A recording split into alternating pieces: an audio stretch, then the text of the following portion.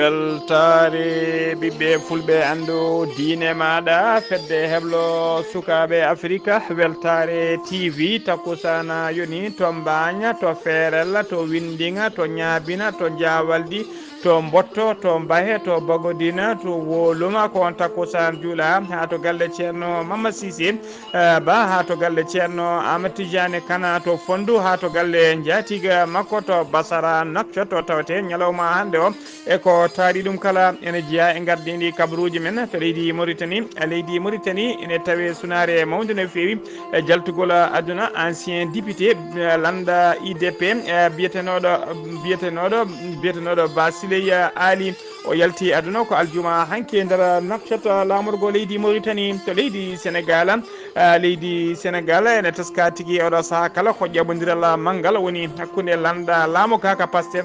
e landa wiyete ka PDS landa ka maître Abdoulaye Wade ardi yidde mabɓe noon ko beele ɓe keeɓa majorité mawde no fewi e nder suudu sarɗoyeji to leydi Mali duwana mo leydi Mali tawateɗo to Diboli ɓe kolliri tigui ɓe teɓima drogue kewɗo no fewi e tigui tagduma hinde cannabis ha joni to leydi Mali teskama baccalauréat 2024 jaltuɗo hikka o debbo suka kay ɓurɗo hewde toɓɓe garɗo premier e nder leydi he kala ko suka debbo kadi ko pullo omo yette Diallo heeɓi ko moyde 17,50 to leydi Burkina Faso koninkoɓe leydi Burkina Faso ɓe kolliri tigui wonde ɓe itti wonki goto e chef terroriste biyetenoɗo Tijani Dikko kañum e fodde temedere ɗiɗo sagata ɓe o gunduno to leydi kabaruji men kedde Afrique ma ketto musidɗo men Alassane Oumar Mbocco kabaruji men jolam jaɓeri ma jaa ha to leydi Palestine to leydi Liban ha to leydi Brésil bisimilla moon e kerki hotodirte joni piren pacciren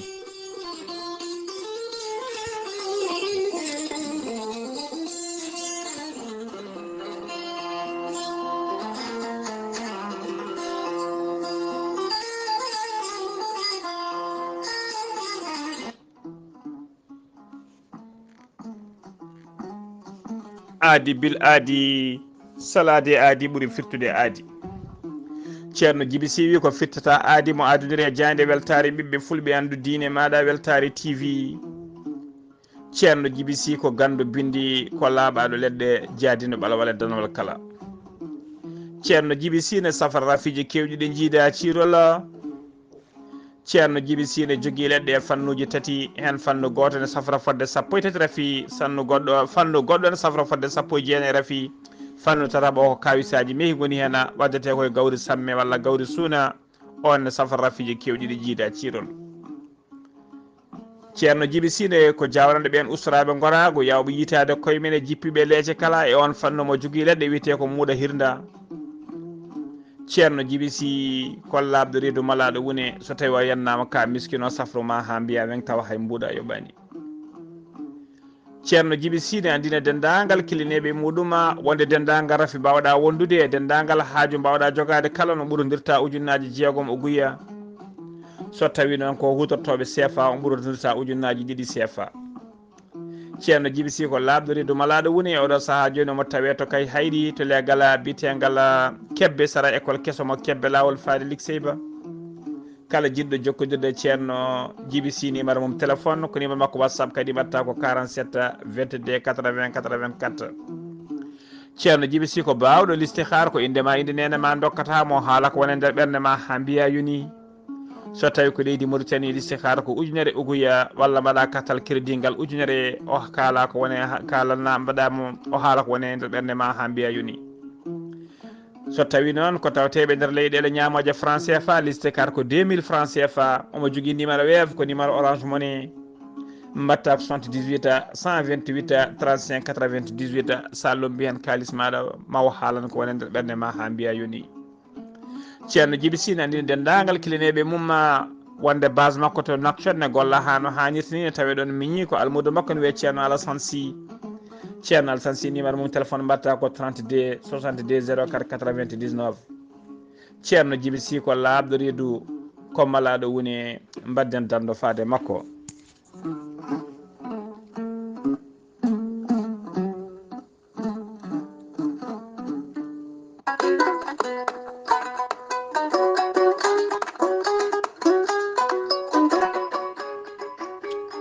aadi bil aadi salade aadi ɓuuri firtude aadi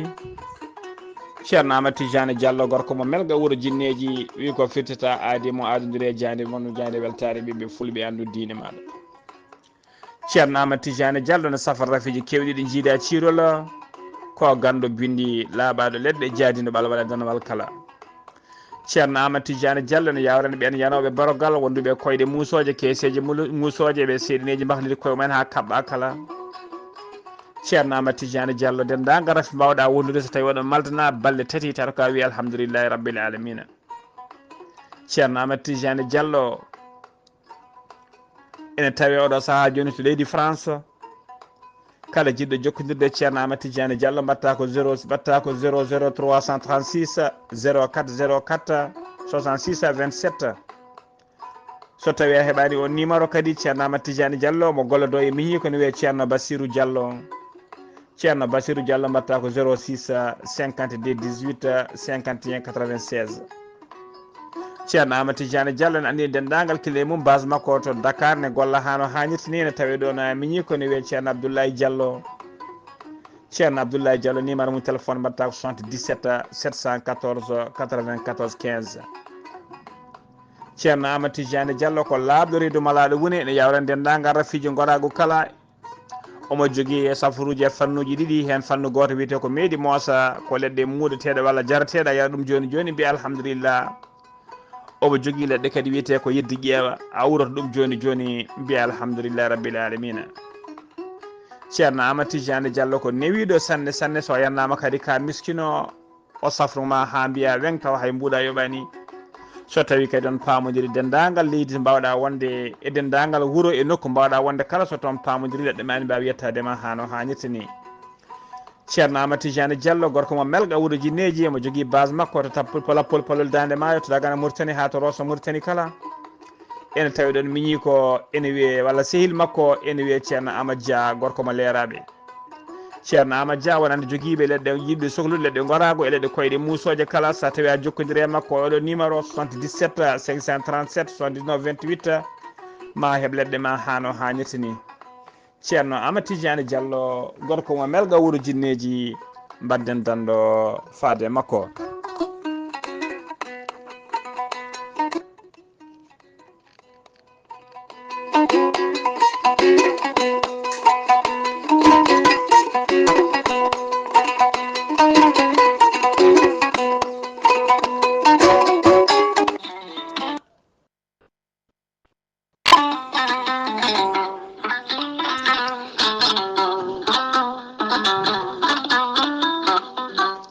wisa mawɗo ekkiɗo hen lekki mbiyaki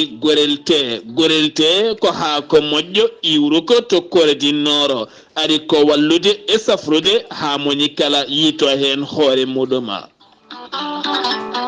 ɓen hutortoɓe gorelte mbi'i alhamdulillah yoga hen ko joguinoɓe ñabboji kawniɗi no feewi yoga e docteur e mabɓe kolliti hol o safara mon jiituɗon an neɗɗo toƴƴiɗo joguiɗo AVC jogui cardiaque ƴiƴam dogata e ɓandu mum ɓandu jaaɗoru ɓandu wuloru prostate yoga e ñabbuji goɗɗi kala hay janowo kala mum de so jokkodire gorelte ma yiito hoore muɗuma gorelte ko haako moƴƴo iwruko to koredinnooro ari ko wallude e safrude ha moni kala tina hoore mum a yittat ko jamireɗa mbaɗa e ndiyam ngulɗam aɗa yara aɗa yiito cellal ɓandu maɗa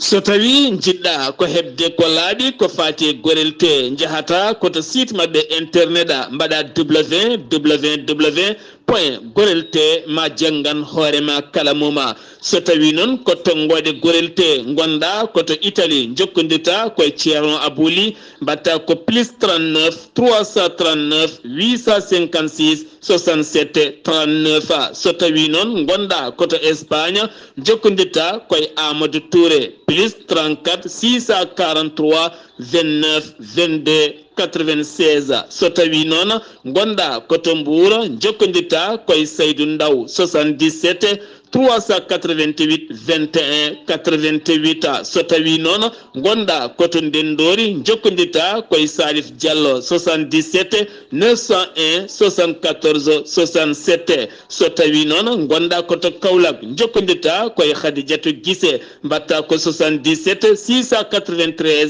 55 12 so tawi noon gonda koto Jimbe jokkodita koye Amadou Thioban mbatta ko 77 428 85 88 so tawi noon gonda koto leydi France jokkodita koye Haruna Ngayda 06 50 99 64 43 musidɓe tedduɓe gorelte ko safara tan woni e moɗoma kettode kaburuji mon e demgal pulaar Afrique, Asie, Europe, Amérique, Moyen-Orient, Océanie. jam ñalle mon musidɓe tedduɓe eɗen goni e hoore biira sappo lewru juko woni lewru août hitande ujunnaje ɗiɗi e nogas nayya habaruji mon e ɗemgal pular e sowte ko musidɗo mon sehil mon Ghali Abouba to karallagal ha mbawon yiide en to banggue nate ɓosoje ko miñi men sehil men Saydou Abouba ko adi kabaruji men nan jayde mon jayde weltare ɓiɓɓe fulɓe andu diine maɗa jayde ɗoftore mon kayi ene duuso on e kala saaha guila 2015 faade ñalawma hande o taw ko yidde addande on e kala saaha habaruji laaɓɗi laaɓtuɗi tawi kadi ko humpito lamgo labtugo e ɗemgal men pulaar e jewte mum tawa kadi ko jewte paydude no fewi ko fati buuɗe yurmede e wasiyaji gueɗe kewɗe no fewi jayde mon noon tuggi 2015 faade oɗo saaha joni jayde nde tigui ene yiiɗi ƴellitade ɓeydude ƴellitade kay e ɓeydude matériel muɗum hano hannirta ni tawa kadi ɗum namdi ko doole tigui tigui jayde nde noon e waɗi ɗaɓɓade faade dendagal hettiyankoɓe jayde nde wonɓe wuuro e wonɓe ladde kala woni diaspora kala jiɗɗo hen addude ballal muɗum en tokkirɗo numéro uji ɗiɗi tawi kadi ko ɗum ɗo joni ɗum fuɗɗi tuggi 2015 faade oɗo saaha joni ɗin numéro uji noon kala jiɗɗo kay addude ballal muɗum ene wawi jokkodirde ɗiɗon numéro uji so tawi ko tawateɓe to leydi Sénégal wadɓe yidde walla taw ko yidɓe addirde ballal men to banggue leydi Sénégal jokkodirta koye oɗo numéro mbatta ko 00 221 78 538 34 18 numéro o ko numéro Wave kadi ko numéro Orange Money so tawi noon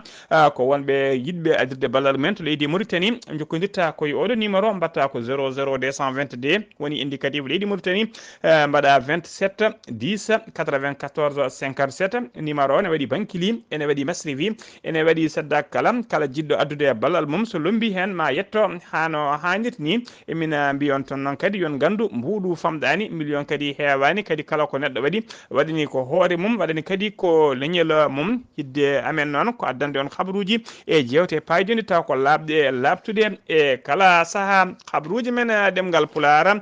to leydi Mauritanie puɗoɗen leydi Mauritanie ha tengti noon e département de l'Aixé-Ba Gorgol commune de Talhaya région de Gorgol ne tawe sunare mawde no fewi jaltugol aduna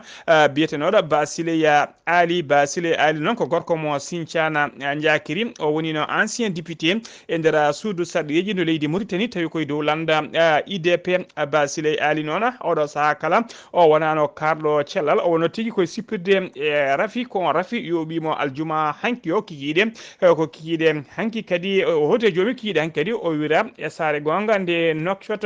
eɗen nduno dendagal ɓesgu sukaɓe makko ɓesgu makko e dendagal koreji makko kala eɗen pecca sunare men kadi e ɓesgu Sinthiane Diakirnaɓe no ndidono eɗen duwono kadi kan Mohamed Abdoulaye député département de Gorgol l'Aixé-Ba wondude e Dia Alassane kañum woni Dia El Hassan El Haji kañum tigui woni maire commune de Talhaya e ndeɗon ustare eɗen mbiya tan inna lillahi wa inna ilayhi raji'un allahumma aghfir lahu warhamhu allahumma amina ha joni ko leydi Mauritanie keɗoɗen laamu Mauritanie sifodiri e catala biyetegal FAO non organisation des nations unies pour l'alimentation et l'agriculture sifande nde noon ko sifande financement financement o noon ene qime ha temedde nayyi capanɗe joyyi million taw ko haalisa dollar ko aljuma hanki o nde sifande nde ɓe cifodiri ɗum ko jagol leydi Mauritanie kalfinaɗo ko fati e ndema hono biteɗo momma beybata kañuma sifodiri gardiɗo cetala FAO e nder leydi Mauritanie biteɗo Alexandre Huney haalisa o noon fandare mum ko ƴellidde ndema to lappolo palol dande maayo woni koɓe mbiyata rive droite du fleuve Sénégal on nokku noon ko nokku kay poɗɗo ƴellitade to banggue remru saabu kay omo waɗi waalo tigui hano hannirta ni kadi ndiyam heewani ngakkude e oɗon nokku to banggue rewo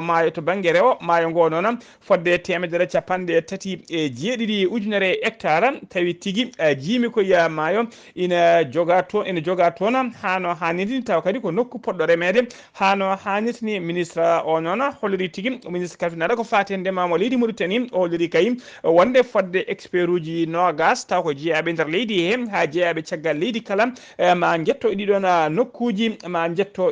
nokkuji kay mbaɗa toon ko wiyete plan directeur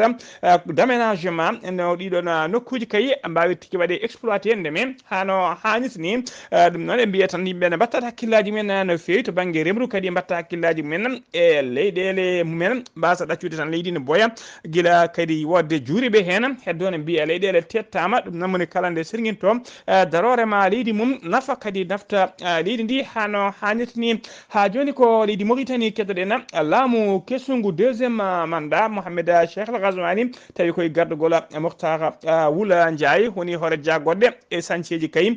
sancieji ɓurɗi mawnude moɓe sancie ɓurɗo mawnude kay moɓe poti ummanade ko ɓuuri yawde e yaccade kay ko yurnitade ko fati ko wiyete panier ménagère yurnitade gonka Mauritanie naɓe yurnitade kay gonka Mauritanie naɓe saabu teskama guila 2019 noon hawri tan juste koye garala makko kanko Mohamed Cheikh El Ghazouani e laamu gardigo leydi Mauritanie tugguide hen faate oɗo saaha joni teskama e kala saaha cogguji ne ɓeydo ngabbude ne ɓeydo tidde ha tenti noon e gueɗe ñametede ɓurɗe hade jinete e nder leydi he to kay hayɗi litere goto nebam e oɗo saaha joni ne jara ha temedde jeetati mbuɗu so tawi ko kilo tew ene jara ha ujunnaji ɗiɗi e temedde nayyi kilo yaay boyli ɗiɗi hinde ya boyi kilo mum ñalawma hande o toon to kay hayɗi so tawi a waɗani temedde jeetati a heɓata ɗum heɓa temedde jeetati heɓata ɗum e gueɗe kewɗe goɗɗe kadi teskama cogguji mum ene ngabbino fewi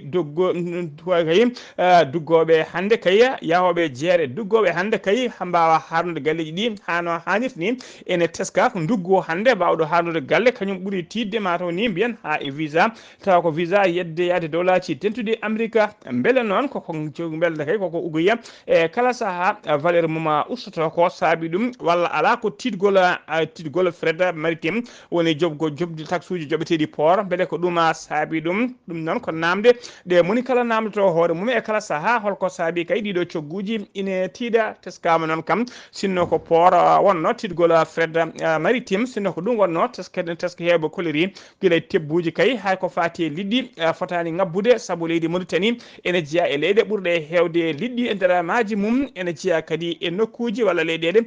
joguiɗe daabeje kewɗe guila e nayyi gueɗoɗi beyi e baali kala ene keewi e nder leydi he ɗum noon cogguji mum fotani yettade to yetti hande ɗo ha joni ko leydi Mauritanie keddoɗen catal kalfinangal ko fati rewidade ko toɓoji bonni e nder leydi Mauritanie tawi ko catal joytingal e ministére de l'intérieur ni woni jagogal kalfinangal ko fati nderdi leydi Mauritanie kolliri tigui wonde teskama toɓoji kewɗi e nder yoga e région ngaji tugui alkamisa ɓennuɗo faade ñalawma hande o hay goto noon teskaka hay goto noon teskama tigui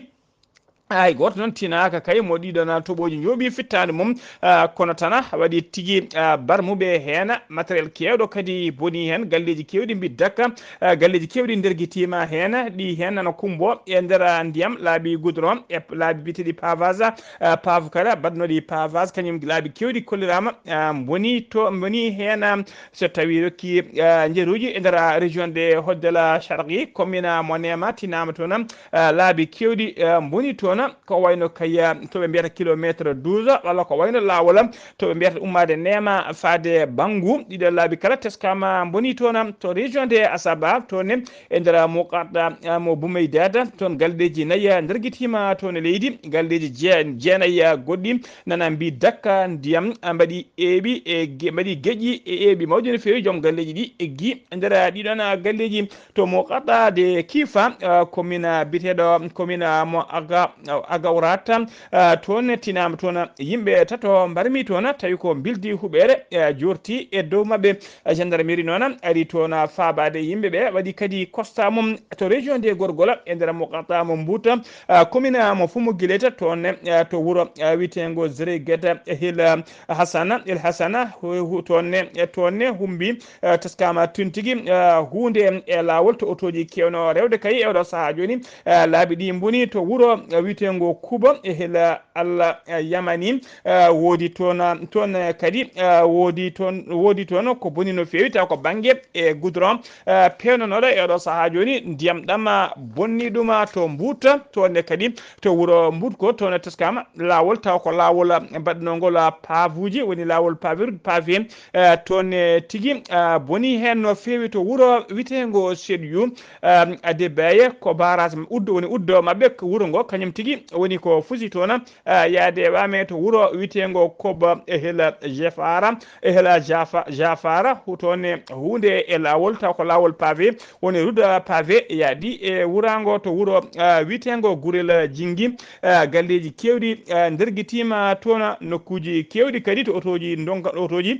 donki tigui ɓennude hano hannirta ni taw ko toɓoji ndiyam toɓoji tigui mbaɗi to toɓoji cilti e saaha walla e saaha toɓoji ha toɓoji cilti kala wameji e wuraji tigui teskama tigui enen ndewa e nokkuji kewɗi to ɓe mbiyata radieji ha ɗum saabo otoji kewɗi donka ɓennude toon ko wayno kay radioji tolno wulluram teskama toon tigui radioji ɗi ndiyam kewɗama rewi hen taw ko wurago hewgo otoji banggueji ɗiɗi kala otoji kewɗi jiyama ene daari ne paadi tigui ha wura usto teskama tan noon e nokkuji kewɗi kay ko radioji kewɗi e kala saaha so ndiyam ari walla so wameji gaari otoji mbawata taccude eɗen mbiya tan noon sofereɓe kala saaha aroɓe saaha kay tuɓoji walla wameji nde wuraji jahata kay e ɗiɗon paveji nde jomumen tinata ballito muñala dara tigui ha soɓoji ɗi cilta ha wameji ɗi usto walla ha gasa ha laaɓa ko adi kene jaaha so tawi ɓe tiiɗi koye yiddiyade eɗen mbasiyo dendagal passager ji woni jolloɓe ɗin otoji kala nde postataɓe ɓe darto walla kañumen kala jippo ko adi ko ɗiɗon otoji ine tiwlo e ɗeɗon diƴe saabu e kala saaha e ɗum saabo accident ji ha otoji kewɗi joolo hen waɗa accident ji ɓe mbasa hen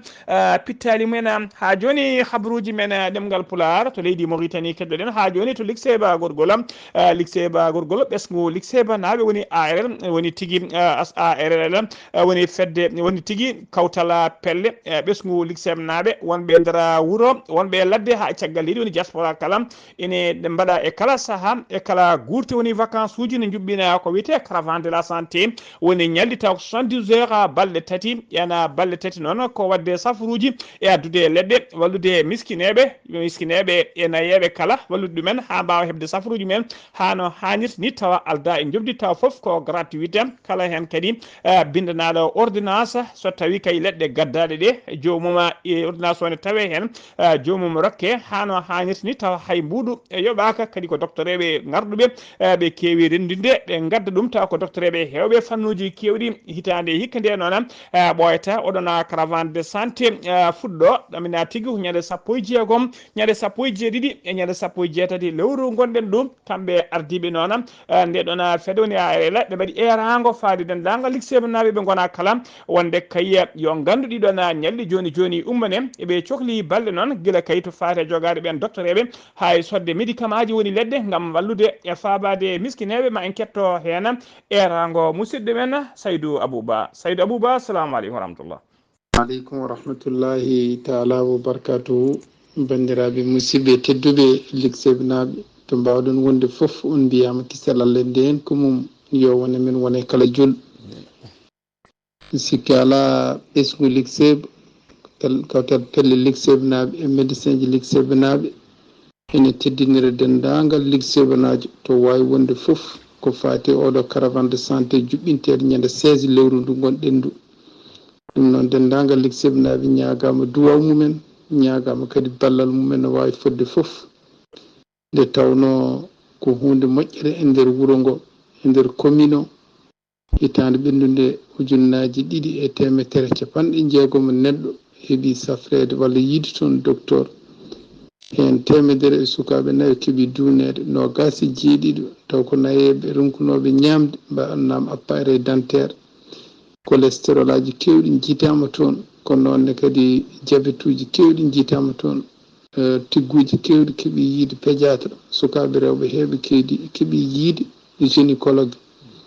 maladie ji kewɗi keeɓi yiitede toon taw jomumen ko maladie ji cuuɗiɗi jomumen gandano enen damdo hen rek keeɓi hollede laaɓitinde won hen kadi dañi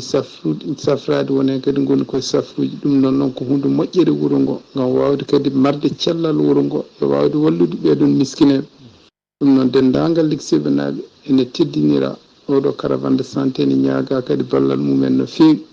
kala jiɗɗo wadde hen ene wawi kadi wadde oɗo numéro ko Masrivi ko Bankili ko 49 75 49 47 49 75 49 47. kala baɗɗo ɗum kadi ene wawi wadde copie d' écran photo ngo nelde en. ɗum noon on calminama on juurama on jettama on dunama kisal Allah e moɗon. en calmitima eyyi ko noon tigui Saydou Abouba e rango maɗa nanama en calmitima kadi dendagal bandiraɓe kala kadi jiɗɗo addude hen ballal mum e oɗon numéro mo rokkiri sa to Masrivi to Bankili to mbawɗa wonde kala sa waɗi hen ma yetto hano hannirtni kabaruji men ɗemgal Pulara koto leydi Sénégal paɗena Bassirou Diomaye Faye hoolajo leydi Sénégal suuɓima biteɗo Ibrahima Ndoya o nomi ɗum procureur de la République près du tribunal des grandes instances or classe mo Dakar o suba noon koye saaha koye nder saaha to ɓe mbiyata conseil supérieur des magistrature ko hen o suba o lomti e poste he noon ko biyeteɗo Abdou Karima Diop nomination ngaji kewɗi goɗɗi kadi mbaɗama biteɗo Mbacké Fala kañumne waɗama procureur général biteɗo Mamadou Diouf waɗama président du tribunal des grandes instances de Dakar to cour suprême toon Bassirou Diomaye Faye waɗi toon nomination ngaji kewɗi no fewi ko wayno biteɗo Mamadou Mansour Mbaye gonnoɗo procureur général près de la cour suprême o nomama premier président de la cour suprême so tawi ko biteɗo Jean-Louis Paul Topane président de la chambre à la cour suprême on e nomama procureur général au cour so tawi noon ko biteɗo Djibril Ba gonnoɗo procureur général près de la cour d'appel mo Tambacounda o nomama oɗo saaha joni premier avocat général près de cour suprême nomination ngaji kewɗi goɗɗi kadi mbaɗama ɗi en mbawa limtude e nder habaruji ko kewɗi goɗɗi noon eɗen mbiya tan dendagal mabɓe kala nde tinnoto e nunɗal kadi jogoro ɗum hano hannirtini ha joni habaruji men ɗemgal Pulara to leydi Sénégal ha joni enquête to leydi Sénégal enquête noon ko fati kay e trafic migrant woni waɗannoɓe trafic yimɓe kaynittuɗu men e nder leydi Sénégal faade leydi Mauritanie walla ma leydi Mauritanie faade leydi Sénégal on enquête woni ko wiyete trafic des migrants hakkude Mauritanie e leydi Sénégal tawi ko enquête o waɗa koye nder enquête ono waɗa ko nder leyɗe ɗiɗi kala holliri wonde kay enquête o holliri wonde gendarme ɓe tato Mauritanie naɓe e yimɓe sappota ko Sénégal naɓe kañumen kala tumaɓe juuɗe men moddude e réseau o kañumen kala jiitama ɓe nanggama kamɓe kala ɓe teɓama so tawi ko gendarme naɓe tato Mauritanie hen goto ko capitaine martaba capitaine ene wiye yeddali ko kañuma wonno chef de poste gendarmerie tigguinte so tawi ko goɗɗo o wiyete ko adjudant ko martaba adjudant ko adjudant ko adjudant omo wiye Cheikh na kanko wonno chef de poste gendarmerie to Kermasen so tawi ko tataɓo o noon komo hinde Marshal Delozi omo wiye tigui Tayyeba kanko wonno chef de poste premier poste sorti Rosso Mauritanie faade Nouakchott so tawi ko sagataɓe sappo Sénégal naɓe nangaɓe hen jeeɗiɗo ko sofreɓe taw golloto ko gara routiére Rosso Mauritanie e jooma laana goto ene wiye Alassane ene wiye Assane e passager uji ɗi woni taccitannoɓe yimɓe ɗiɗo en noon woni deux passagers goto hen ene wiye Ousmane Ceddo goɗɗo o ene wiye Mbaya ɗo e nder enquête o noon Sénégal naɓe sappo nangaɓe hen jeetato laɓɓinama ha laaɓi e nder enquête ɗama balanci kamɓe kala ɓe goppitama hen ɗiɗo noon ɗiɗo heddiɓe noon tigui tawa juuɗe men ene moddi hen ɓen noon e oɗo saaha joni nana tigui coka to brigade de recherche mo Rosso ha joni ko leydi Mauritanie keddoɗen oɗo saaha kala noon ko ƴamodiral e kaldigal mangala teska woni tigui hakkude landa Pastef woni landa Pastef landa laamu ka wondude kay e kaɗo landa wiyete ka PDS ko landa ka maître Abdoulaye Wade addi yidde mabɓe noon ko yidde mabɓe kay yidde mabɓe noon ko waddude coalition woni nangodirde ɓe ndenta kay doole mabɓe e peeje mabɓe kala beele beele sarɗiyeji mabɓe to suudu sarɗiyeji to eɓe jogo toon ko wiyete majorité beele ɓe ɓuura toon hewde kay député ji ɓe jogo ko wiyete majorité e nder suudu sarɗiyeji he kala saaha beele ɓe mbawa tigui ɓenninde kala programme ɓe gaddi toon so tawi noon ƴamal hakkude mabɓe ngala wonno ko sirru ƴamal ngal noon saktima oɗo saaha joni ha laaɓi tawi sakti ngal ɗon ƴamal ko biyeteɗo Djibril Sakho noon kañum woni mawɗo landa PDS toon to Saint-Louis e oɗo saaha noon oɗo saaha kala e oɗo saaha noon teskama tigui wonde ko Benno Bokk Yakar woni tigui landa kirka laamu kirka ko kañum en jogui tigui majorité toon to suudu sarɗiyeji to ene haɗaɓe kala saaha ɓenninde yoga e programme uji laamu ngu addi jayde libéral ɓayinde kabaru o noon ɓe kolliri tigui wonde kay kala saaha Bassirou Diomaye Faye hoorejo leydi ndi ene ƴetta téléphone mum o yewtida ko juuti e Karima Wade goto e ardiɓe landa PDS ka ko fati kay e oɗon fannu kala noon kadi koɓe jewti kay ha ɓendi haaɓe mbawi famodirde kanko hoorejo leydi ndi hono Bassirou Diomaye Faye omo heewi nawtande ɗum hono gardiɗo landa Pastef ka woni tigui Ousmane Sonko kañum kadi woni hoorejo jagorɗe makko yidde mabɓe noon e fadare mabɓe kay oɗo saaha joni kamɓe laamu ngu e gardugol Bassirou Diomaye Faye yidde mabɓe kay e fandare mabɓe e oɗo saaha kala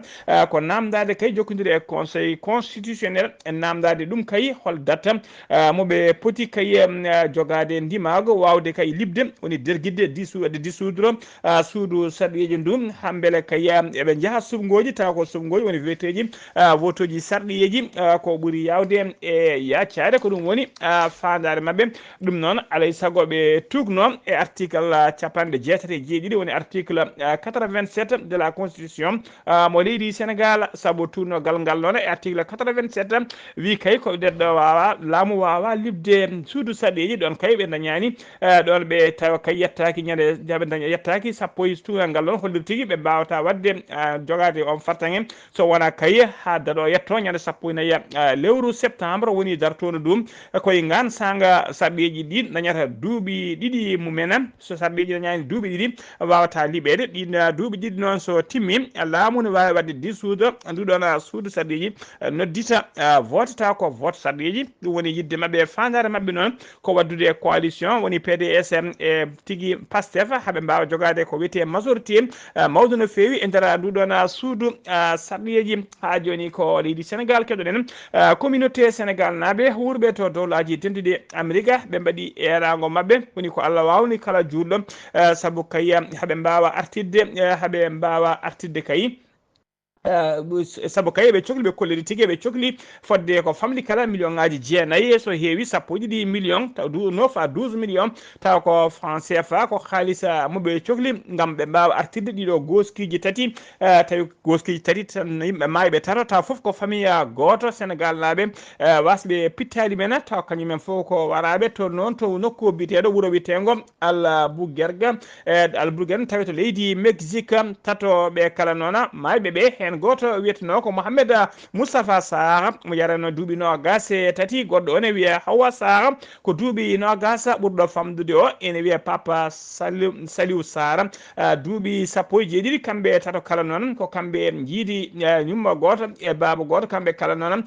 teskama tigui kamɓe kala koɓe fellaɓe e nder galle mabɓe ɓe mbara noon ko guila ñande tati lewru août ndu gonɗen ɗo e nder enquête baɗa toon to Mexique enquête o holliri tigui wonde ko mawniraɗo o biteɗo Mohamed Moustapha Sarr jaro duuɓi nogas e tati kañum tigui ƴetti pistole mum felli miñiraɓe mum ɗiɗo hen debbo o e gorko woni tigui biteɗo Awa Sarr o e biteɗo Saliou Sarr kanko felli ɓen ɗiɗo caggal ɗum o ƴetti pistole makko o warti andaka noon holko saabi o yooɓi fittadu ɓeɗo ɗiɗo holko kadi saabi kadi o warti ɗum nde waɗata nde noon yimmiraɗo o jinnaɗo mabɓe debbo wonno tigui ko tawno liggey mum ɗum waɗi ko caggal mum e nder galle he oɗo saha kala noon kamɓe noon Sénégal naaɓe wurɓe toon to dowlaji dentuɗe Amérique ɓe udditi kañƴeɗe mabɓe no mbiɗen ni ɓe cohli 9 ha sappo e ɗiɗi million taw ko franc CFA haaɓe mbawa artirde goskiji ɗi ɓe kolliri kadi ko adi ko goskiji ɗi ne gartire alay sagel kay ɓe ƴetta ɗiɗon goskiji toon toɓe mbaɗa to Mexique ɓe mbawa artirde ɗi ha to New York ko à partir de New York noon ɓe jolnata ɗi laaɗe diwoje lana diwo kadi mbawa artirede ha ga toon to leydi Sénégal koɓe puɗɗi jogade oɗo saaha joni noon haalis o ne famɗino feewi e wiide kay biteɗo Mamadou Dramé kañum woni hoorejo kay fedde Sénégal naaɓe wurɓe toon to dowla Amérique o holliri ɓe puɗɗi rendinde oɗo saaha mo kaleten ko 2,250 haalisa dollar ɗum so weccitama e CFA ene hawra e 1 million 300 mille franc CFA ko ɗum woni koɓe cohli ka ɗum woni koɓe puɗɗi rendinde ɓe cohli noon mbiɗen ko famdi ko million ngaji jeenayyi so heewi ko sappo e ɗiɗi million ko ɗum woni koɓe cohli ɗum noon paami tigui oɗo saaha haalis o ne famdi tawa mbaɗi erago noon faade dagal Sénégal naaɓe wurɓe toon moni kala nde addata ƴetta mum haaɓe mbawa artirde ɗiɗon goskiji tati toon e nder leydi mabɓe to Sénégal tenumima to leydi Sénégal koto leydi Mali paaden Bintou Flamoussou Diallo ko suka debbo ko pullo kadi ɓi pullo ko kañuma tigui to keɓɗo kawguel mum baccalauréat hitande ujunnaji ɗiɗi e nogas e nayyi o haaɗani ɗon tan saabu kay ko kanko woni premiére woni e nder leydi Mali kala ko kanko ɓuuri hewde toɓɓe ko kanko ari premiére e nder leydi he kala o heeɓi noon ko moins de 17,50% tawa kadi ko série scientifique woni série C o heeɓi guel ɗon kawguel eɗen mbiya tan yo jogor jaam o mbiyata o janggano noon koto lycée privé biteɗo Jinne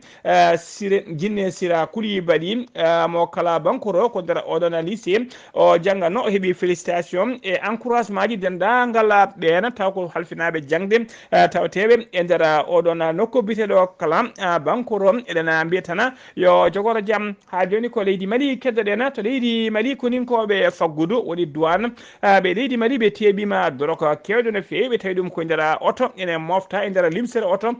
toon to wuuro witego Diboli e nder région de Khaya ɓe teeɓi ɗum noon ɓe teeɓi oto o noon ko ñande jamma alarba jeeɗiɗi ene wiyata alkamisa jeetati lewru août 2024 ndu gendon ndu ɓe tawi kay koye nder ɓe tawi koye nder oto o ɓe tawi toon capanɗe jeeɗiɗi e ɓe tawi noon capanɗe jeeɗiɗi e jeetati tuufere tawa ko drogue nde hinde cannabis drogue o noon ummino koto Bamako o fano koye gotiri e leyɗe taw ko leyɗe hodduɓe e leydi Mali e nder limse ɓe tawi ɗum noon mbiɗen koye nder limsere oto mo hinde Mercedes ene mofta tigui e nder siège uji to joɗete ɗon eɓe ceeki ɗum eɓe nani ɗum e nder hen joom drogue en ɓe e drogue o kala e oɗo saaha joni tawe e juuɗe dadiɓe enquête diaƴƴo udditama hen ha joni habaruji men ɗemgal Pulaar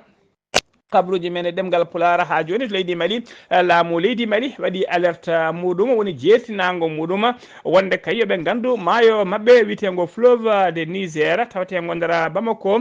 maayo ngo tawate tigui ko nder leydi mete Bamako lamorgo leydi Mali wonde maayo ngo kay koko wi dak ndiyam e oɗo saaha joni société énergie di Mali noon kañum waɗi annonce o hollirde kay wonde guila alkamis ñande 6 lewru août gonne ɗum wonde kay koɓe uditoɓe hunde kay koɓe wudi hayɓe hakkude vanuji barrage o taw ko to ɓe mbiyata silingue ɗum wonata ɓe udditi ɗum ko ñande 13 lewru août gonɗen ndu sanga 10 heures ko directeur général de l'hydraulique kañum ɓayini kabaru o holliri noon guila ñande 6 lewru août gonɗen ndu tawa niveau maayo ngo ƴeeri ha yettima temedde 3,3 ficcal 09 woni 343,09 métre IGN tawa maayo ngo ƴeeri ha yettima ɗon teskama noon maayo ngo wayri heewide ndiyam ha yetti to yettiɗo oɗo saaha joni koto leydi Burkina Faso paɗen FDS woni force de défense et de sécurité leydi Burkina ko koni koɓe leydi Burkina Faso mbiyete noon ɓe kolliri tigui wonde ɓe mbari chef terroriste goto biyetenoɗo Tijani Dikko noon alias ɓurno lollirde tigui ko Abou Darda ɓe mbardimo kadi e temedere e yimɓe ɗiɗo taw ko sagotaɓe makko kay ɓe o gollatno to banggue terrorisme yagala ɓe kolliri noon ɓe mbarimo tigui ɓe kolliri tigui ɓe mbarnomo kay ko ɓe mbarnomo koye garmi gara moɓe mbadduno kay walla attaque moɓe jinno wadde to guila ñande 31 lewru juillet mani ndu toon to wiyete Soudugui Dikko Tijani noon bala ɗon yaade duuɓi 37 ko guila hitande ujunnaje 219 woni 2019 ko guila nden noon o tawtoyi fedde seɓitine wiyetede GSIM woni groupe de soutien à l'islam et aux musulmans armé leydi Mali noon holliri hen weltare mum mawde no feewi e ngoɗo wargo ɓe kolliri tigui wonde kay sinno ko awo maɓe mbi ɓe keeɓi ko danewu kabruji men ɗemgal pular kedde Afrique ala no mbatten so wona jabɓoɗen musidɗo men sehil men Alassane Oumar Mbodj gorko mo Sara Ndogo Alassane Oumar Mbodj a salminama juurama en calmitima Ghali Abouba en calmini dendagal hettiyankoɓe Ayawo TV kabruji men ɓurɗi tewtude e dongre Afrique e ñalawma hande o puɗoɗen ko leydi hono Mali ene wayno leydi Mali dey ene wayno ƴeñi pellital wawde wiide oɗo ambassadrice mo leydi hono Suède yo yaltu leydi taw kadi ko Mali ɗo e taw kadi ko balɗe tati woni 72 heures ɗum noon wawi bayide ɗum noon ko diplomatie mo leydi hono Mali ha hande toon to leydi hono Mali ene wayno hono wuuro nodduteɗo Kouakourou taw kadi woni koye nder région de Mopti dañi kay kono caɗele kay ɗin groupe aji taw ko terroriste en taw kadi ko nodduteɓe taw ko Katiba Masina groupe mo succe mo l'islam ko ɓen tigui taw noon ɓe ciblu noon ko oɗo camp mo militaire en ɓe jene e mabɓe ɗum noon wonno koye jamma alal baare jeeɗiɗi lewru ndu gonɗen ndu ɗum noon waɗi hen hewɓe belsi hen no feewi toon to Guinée Conakry ɗon de ene wayno ma won joni ɗum ɗon hono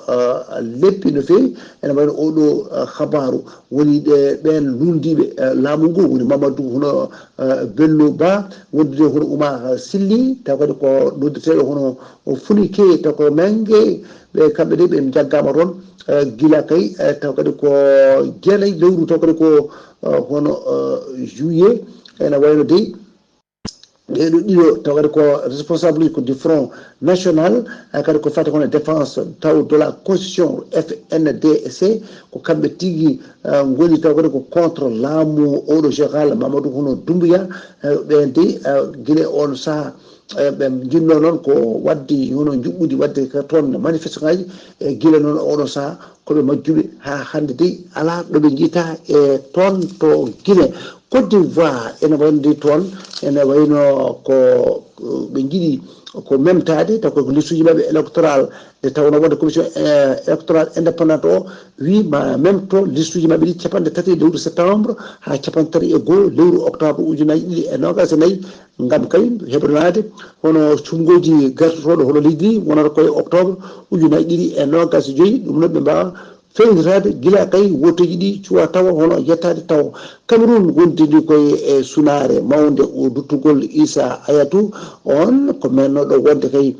taw ko gardiɗo taw ko CAF woni confédération africaine de football ɗum noon o sankara nde yani ko ñande alkamisare jettati lewru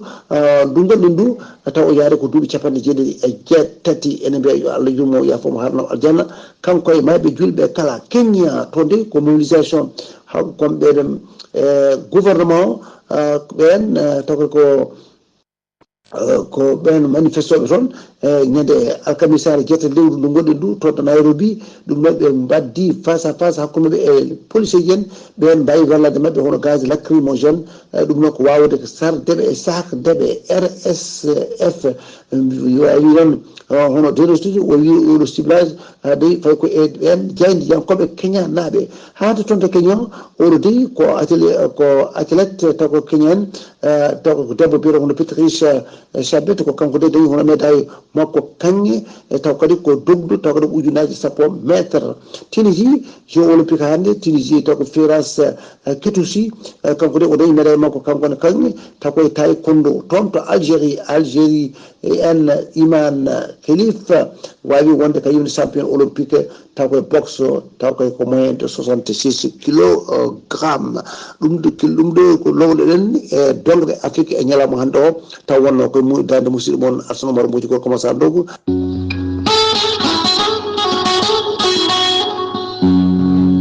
donc kay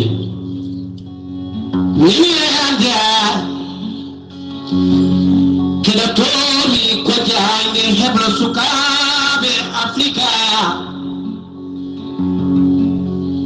ndetewno jange nene laaɓi kadi humpede welami humpitede ɓuuri humpede welani humpitede ɓuuri humpede kala jiɗɗo humpitade yo humpito jayde moon jayde weltare ɓiɓɓe fulɓe andu diine maɗa eɗen ciftina e rango mbaɗɗen kadi fade dendagal bandiraɓe yiɗɓe humpitade ɓe jiiɗa humpede kala kay jiɗɗo kay jokkude humpitade eɗen mbaɗi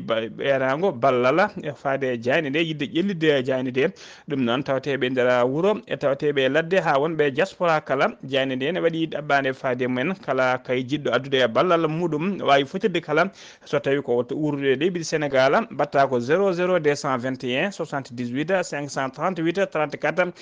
18 numéro o ko numéro Wave ko numéro Orange Money so tawi noon ko yiɗɓe addude ballal men to banggue leydi Mauritanie batta ko 00 222 ko indicatif leydi Mauritanie mbaɗa 27 10 94 57 numéro ko numéro Bankili ko numéro Masrivi ko numéro Sadaga kala kay ballal ma to wawi ardude ma yetto hano hannit ni jani de noon yidde mum e fandare mum e oɗo saaha joni ko hebde matériel timmude no fewi yidde ƴellidde jani nde hano hannit ni min mbawa nadde to ɓuuri woɗɗoyde jaltinde habaruji min firta ɗum e ɗemgal Pulara yidde wallidde leñol ngol e addude jewte gueɗe buuɗe yurmede ko fate celal aade ko fate gurdam galleji ko fate wasiyaji kala gam ballal fade e leñol ngol habaruji men jolam jaɓeri koto leydi Palestine paɗen défense civile fedde Hamas